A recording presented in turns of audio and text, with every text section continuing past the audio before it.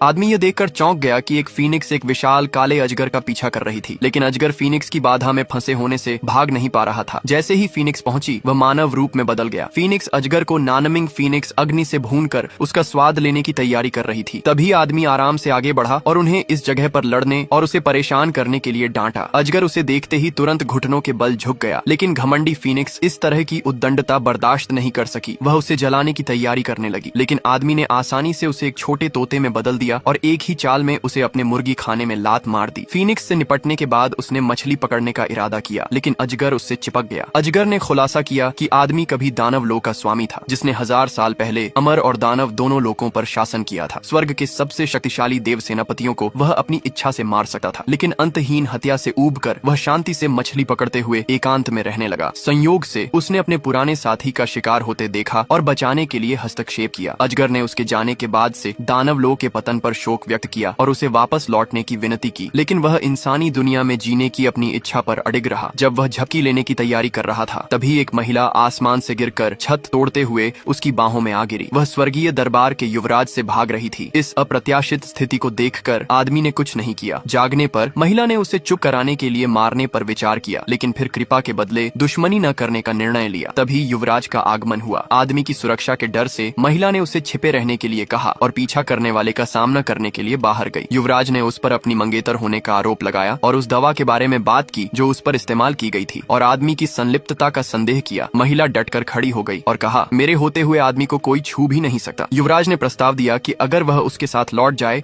तो वह जान बख्श देगा। आदमी को बचाने के लिए उसके पास बात मानने के अलावा कोई चारा नहीं था। आदमी केवल अपनी शांतिपूर्ण जीवन जारी रखना चाहता था, लेकिन युवराज ने उसे मारने के लिए स्वर्गीय सैनिक भेज दिए। सेनापति ने प्रहार करने के लिए एक विशाल हथौड़ा उठाया, लेकिन अगले ही पल सभी दुश्मन बिना किसी प्रयास के पराजित हो गए। तोता बन चुकी फीनिक्स उसकी शक्ति से हैरान थी। 10 साल बाद फीनिक्स अब उसके लिए महज एक छोटा मोटा काम करने वाली बनकर रह गई थी। तभी वर्षों पहले वाली वह महिला गंभीर रूप से घायल होकर अपनी बेटी के साथ लौटी। उसने लड़की को उसके हवाले कर दिया, क्योंकि उसका जीवन समाप्ति की ओर था। तभी पीछा करने वाले भी वहाँ आ गए, लेकिन आदमी ने उन्हें आसानी से समाप्त कर दिया और माँ बेटी को पास आने देने के लिए बैरियर तोड़ दिया। महिला ने लड़की की जिम्मेदारी उसे दे दी। जब आदमी ने महिला की जांच की तो पाया कि उसकी नसें टूट चुकी थीं और केवल उसके शरीर का एक अंश ही सलामत था। उसने इसे एक साधक का काम पहचाना और बदला लेने की कसम खाई। महिला की हालत ने दुर्लभ और अत्यंत गुप्त शक्तियों की उपस्थिति का खुलासा किया, जिसमें 9 जड़ी बूटी, विचित्र आत्मा, रक्त देवता और साथ ही उच्च श्रेणी की आध्यात्मिक औषधियां शामिल थीं, जिन्हें उसका भाई लंबे समय से खोज रहा था। इसी बीच एक दुश्मन ने आदमी का मजाक उड़ाया कि उसने सम्राट के समारोह को बाधित किया और माँ बेटी दोनों को पकड़ने की कोशिश की, लेकिन सामने अब एक भयानक ताकत खड़ी थी जो असल में ब्लैक ड्रैगन किंग था